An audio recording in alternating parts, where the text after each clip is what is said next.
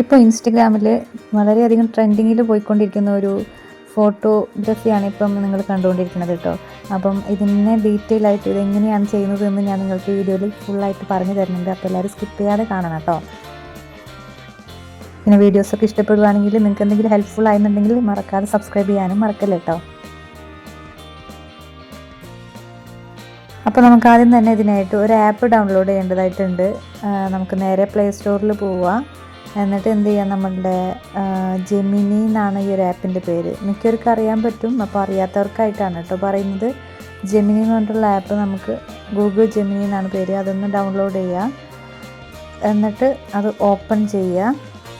Open ചെയ്യുമ്പം തന്നെ നമുക്ക് ഇങ്ങനൊരു സ്ക്രീൻ കാണാൻ പറ്റും. അതിൻ്റെ അകത്ത് നമുക്ക് ക്രിയേറ്റ് ഇമേജ് എന്ന് പറഞ്ഞിട്ടൊരു ഐക്കൺ കാണാൻ പറ്റും. അതിൽ ക്ലിക്ക് ചെയ്യാം.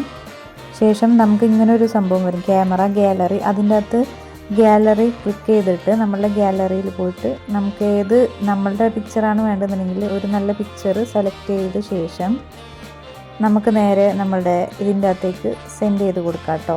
അതിന് താഴെ നമുക്കൊരു പ്രോംപ്റ്റ് ടൈപ്പ് ചെയ്യേണ്ടതായിട്ടുണ്ട്. അപ്പം ഞാനിവിടെ ചെയ്തത് ഇൻസ്റ്റഗ്രാമിൽ നിന്നാണ് എനിക്കൊരു പ്രോംപ്റ്റ് കിട്ടിയത്. അപ്പം ഞാൻ ആ ഒരു പേജിൽ പോയിട്ട് ആ പ്രോംപ്റ്റ് നമ്മൾ കോപ്പി ചെയ്തെടുത്ത ശേഷം ഇവിടെ നമ്മുടെ ജെമിനി ആപ്പിൽ ടെക്സ്റ്റ് ചെയ്യേണ്ട ഭാഗത്ത് വന്നിട്ട് പേസ്റ്റ് ചെയ്യുകയാണ് ചെയ്തത് കേട്ടോ.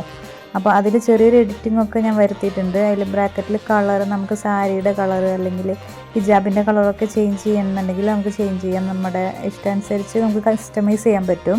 അപ്പോൾ ഞാനതൊക്കെ ഒന്ന് ജസ്റ്റ് ഒന്ന് എഡിറ്റ് ചെയ്ത് വിട്ടിട്ടുണ്ട്. എന്നിട്ട് നമ്മൾ നേരെ ഈ ഒരു ആരോ ബട്ടൺ കാണാം റൈറ്റ് സൈഡിലായിട്ട്, സെൻഡ് ബട്ടണാണത്. അത് ക്ലിക്ക് ചെയ്ത് കൊടുത്താൽ നേരെ മെസ്സേജ് സെൻഡ് ആയിക്കോളും. അതിന് ശേഷമാണ് നമ്മളുടെ ഔട്ട്പുട്ട്. കുറച്ച് സമയം വെയിറ്റ് ചെയ്ത് കഴിഞ്ഞിട്ടുണ്ടെങ്കിൽ അതിൻ്റെ താഴെയായിട്ട് നമുക്ക് കാണാൻ കഴിയും കേട്ടോ.